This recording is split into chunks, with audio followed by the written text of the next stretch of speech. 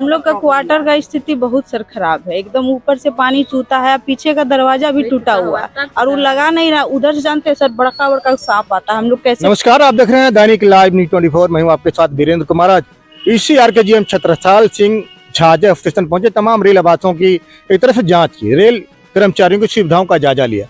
बता दें आपको, 2-4 क्वार्टर थोड़ा थोड़ा दिखाया आईओडब्ल्यू ने, लेकिन कई महिलाओं ने शिकायत की कि हमारे क्वार्टर से पानी चूता है, हमारी जो आंगन है, हमारा जो आंगन वो टूटा हुआ। बहुत सारी समस्याएं बताई, जिसको जीएम ने ध्यानपूर्वक सुना और अधीनस्थ कर्मचारियों को बोला जल्द से जल्द इसको ठीक करो। देखिए, यात्रियों की सुविधाएं मामूली सुविधा झाझा में नहीं है।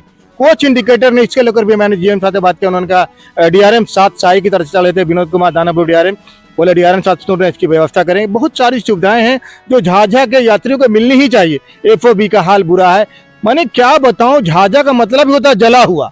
झाझा की जनता की किस्मत ही साथ जली हुई है, और रेल कर्मचारियों की भी किस्मत कर सकते हैं। ना अच्छी सड़कें हैं, न समय पे पानी आता है, न शौचालय साफ है।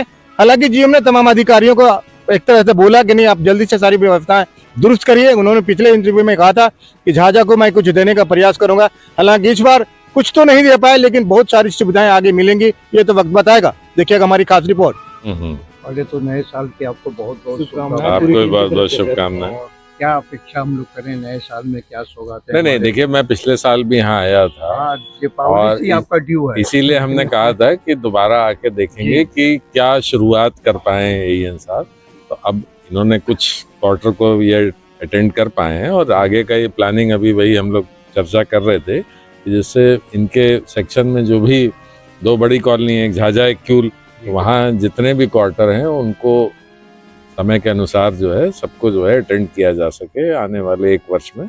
वही हम लोग चर्चा कर रहे, तो यही हम लोग का उद्देश्य भी है।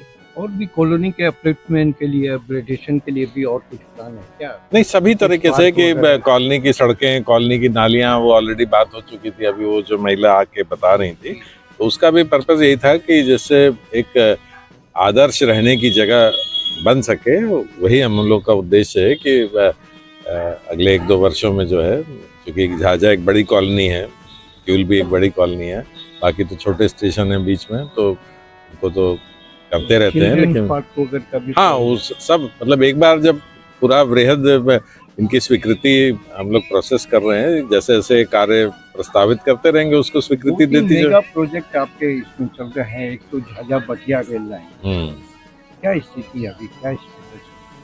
वो अभी उसका भूमि अधिग्रहण चल रहा है।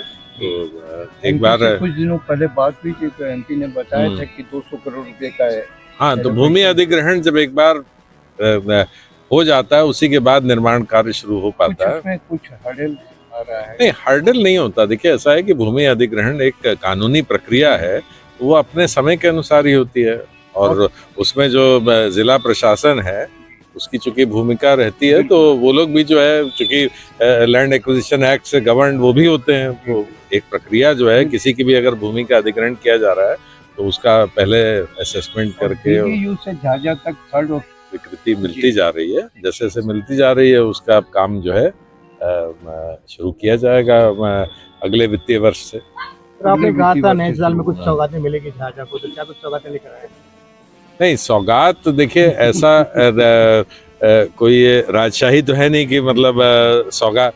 ये है कि यहाँ पे जो कुछ भी सुविधाएं हमारे यात्रियों और कर्मचारियों के लिए हम लोग मुहैया करा सकते हैं, उसी के लिए हम लोग प्रयासरत हैं।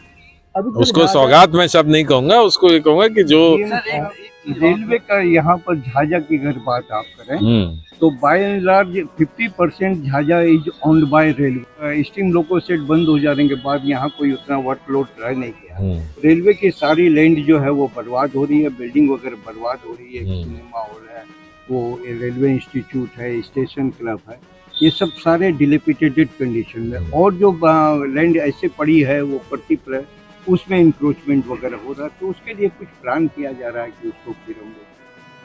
देखिए, कई सारी चीज़ें ऐसी होती हैं जो दीर्घकालिक ही होती हैं, और उसमें क्या भूमि का उपयोग हो सकता है, क्योंकि राजकीय भूमि है, तो इसलिए जो है प्रयासरत हम लोग ये रहते हैं कि जो आपने अभी शब्द यूज़ किया कि एनक्रोचमेंट वगैरह ना हो, और भविष्य में उसका क्या उपयोग किया जा सकता है, उसके लिए जो है वो योजनाबद्ध तरीके से कार्य चलता रहता है। हम कुछ कॉमर्शियल पॉइंट ऑफ व्यू से भी अगर उसमें कुछ कंस्ट्रक्शन देखिए इसीलिए होता है कि अगर पोटेंशियल होता है तो RLD एक संस्था है रेल मंत्रालय की, वो फिर आके असेसमेंट करके जो है वो खुद ही आके सर्वे करते रहते हैं कि जहाँ पे भी रेलवे की भूमि है, अगर उसका जो है रेलवे से संबंधित उपयोग अब नहीं हो रहा है तो उसको अन्य पर्पस के लिए कैसे उपयोग किया जा सकता है, वो उनको कार्य ही वही दे रखा है रेल मंत्रालय ने, तो आके करते रहते हैं। विभिन्न जगह उन्होंने कुछ डेवलपमेंट प्रोजेक्ट वगैरह लिए हैं। अभी पटना दानापुर में भी कुछ कर रहे हैं, मुजफ्फरपुर में भी कुछ कर रहे हैं,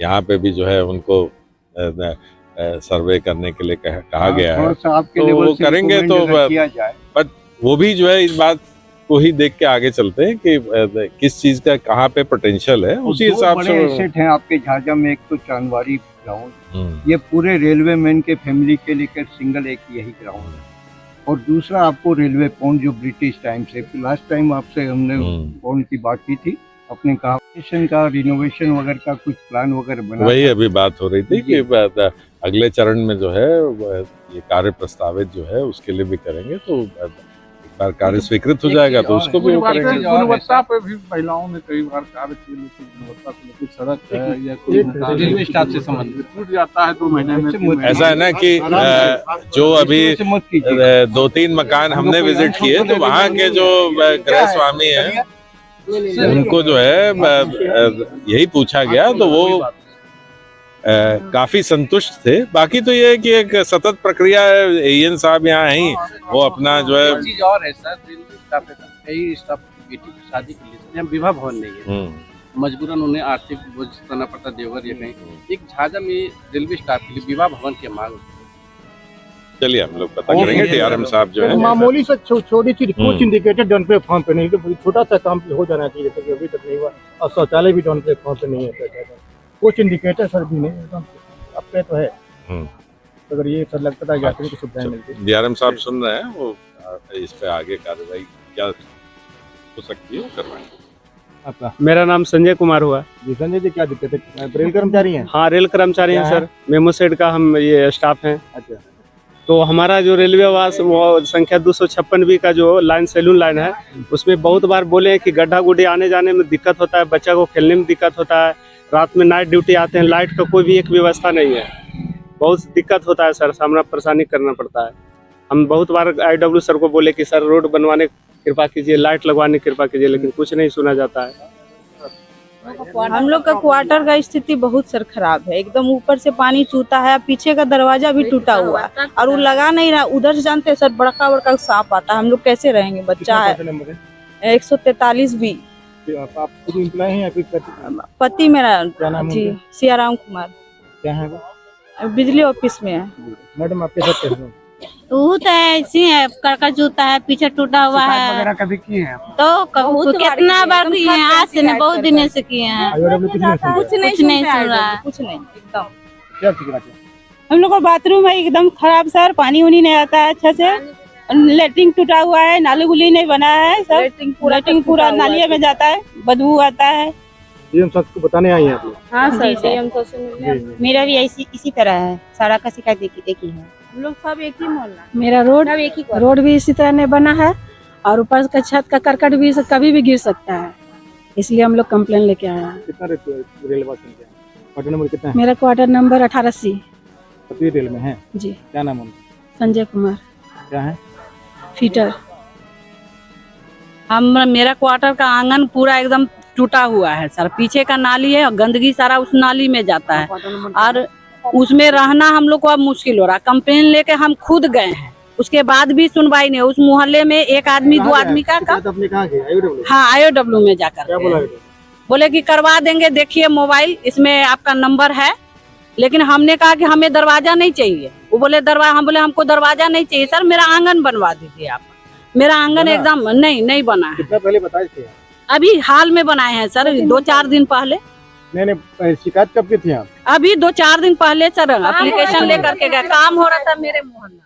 सेम प्रॉब्लम है सर, लीकेज होता है, पूरा दरवाजा वगैरह भी डैमेज है, बाहर का आंगन का, फिर ये आपका दीवार भी झड़ के गिर जा रहा है। प्रॉब्लम होता है, किचन में हम लोग खाना बना नहीं पाते हैं। बहुत दिक्कत होती है। दिक्कत होता है। पानी आता है? पानी भी टाइम पे नहीं आता, कभी आता है कभी नहीं आता है। सेम प्रॉब्लम है सर। क्या प्रॉब्लम? छत आपकी भी टूटी है घर वाली? वाटर वाली? नहीं सर, ऊपर में नहीं टूटा, थोड़ा सा जो बाथरूम है ना उसका वाला थोड़ा सा टूटा हुआ है।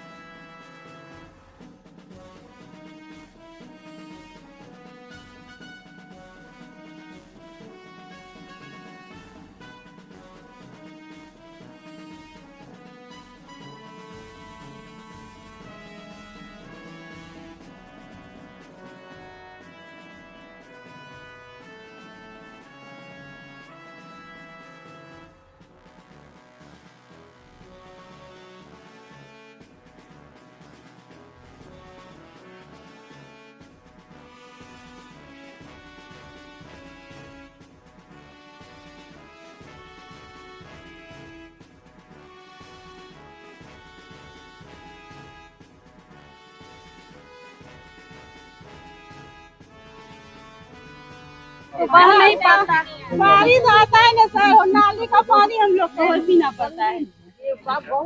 आप लोगों को फर्क दिखेगा।